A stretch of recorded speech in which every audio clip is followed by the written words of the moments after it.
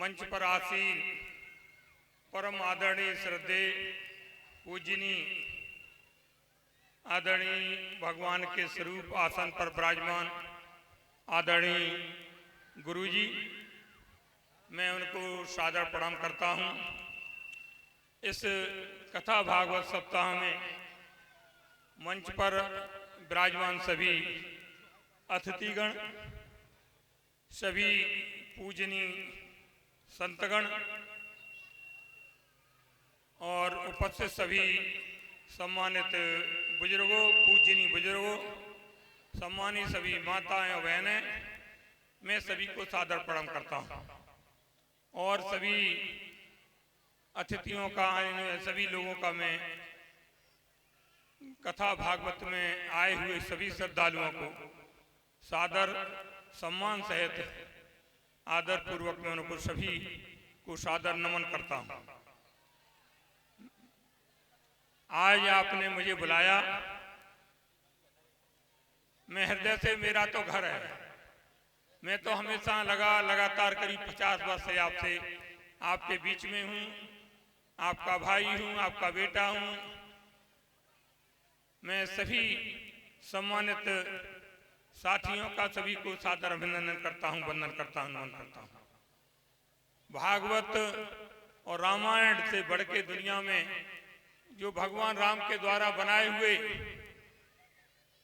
रास्ते पर चलने के लिए ये रामायण, महाभारत और गीता हमें सिखाती है कि हम अपने समाज को किस तरफ से कैसे ले जाएं, कहाँ चलें, कैसे चलें, किस तरह से हम अपने समाज को बनाने का काम करें।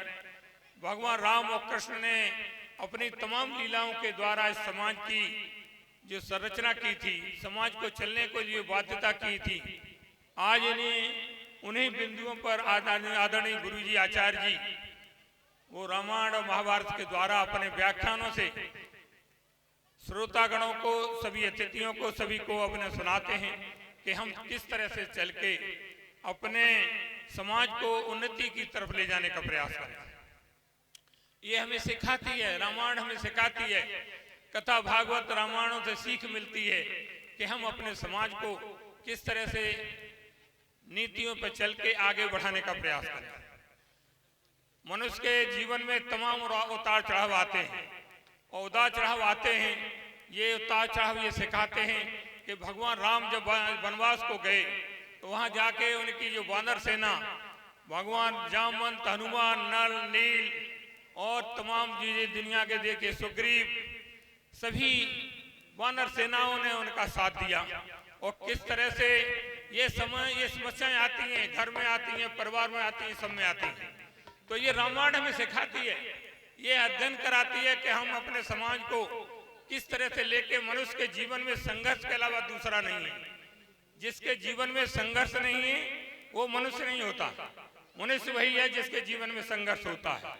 ये हमारे सभी संतगण बैठे हैं, सभी के जीवन में संघर्ष है। संत हो गए तब भी संघर्ष है भाई। संघर्ष जहाँ जाते हैं, पूजा पाठ करते हैं, भगवान की आराधना करते हैं, वहां भी भगवान की आराधना के द्वारा हमें सीख मिलती है कि भगवान राम ने किस तरह से जाके वृक्षों को किस तरह से खाया, अपने जाके वनवास में तमाम फलों के द्वारा किस तरह से जीवन अर्पण किया और किस तरह से प्रसन्न करके जो ऊपर खड़े। तब दुनिया के ये सिखाती हैं किस तरह से हम अपने जो है परिवार को बढ़ाने का कार्य में, जब सीता का हरण हुआ, तमाम दुनिया की कठिनाइयां आई सामने, ये सब राम ने और भगवान राम ने अपने जीवन में ये लिखा है। इस अध्ययन में जो लिखा है, महाभारत रामायण पुराणों में लिखा है, यही सीख मिलती है। हम ज्यादा समय नहीं, आज आपका लास्ट दिन है भाई, आदरणीय गुरुजी और सभी श्रोतागण बैठे हैं, मैं हृदय से, ये हमें सीख मिलती है रामायणों के द्वारा, जिससे हम अपने को शुद्धता के मार्ग चल के अपने को शुद्ध रखने का प्रयास करें, अपने आचरणों को ठीक करने का प्रयास करें, अपने आचरणों को सही रास्ते पर ले जाने का प्रयास करें। ये हमें यहाँ सुन के हम अपने घर में जाके मनन करें, उनकी नीतियों पर चल के आगे बढ़ने का प्रयास करें। ये रामायण और भगवान सिखाती है। तो मैं जानता हूँ कि आपके जीवन में, मेरा तो ये पूरा क्षेत्रीय घर परिवार है, जहाँ भी रहते हैं तो हमने तो तमाम दुनिया की चीजें देखी हैं और उन चीजों के द्वारा जब आगे निकलते हैं तो भगवान से प्रार्थना करते हैं कि सही रास्ते पर ले जाने का प्रयास करें, जिससे कि आपकी उन्नति हो, आपकी जो है कहीं भी किसी रास्ते से विचलित होने का प्रयास न करें, सही रास्ते पर चलने का प्रयास करें। यही रामायण और भागवत लीला हमें सिखाती हैं, भगवान राम के आधारों के उन्हीं बिंदुओं के द्वारा।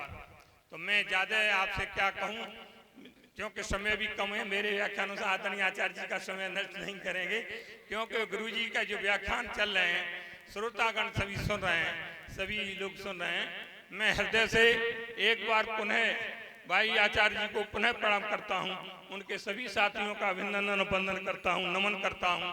यहाँ बैठे हुए सभी शांतगणों को सादर प्रणाम करता हूँ और हृदय से अभिनंदन वंदन करता हूँ।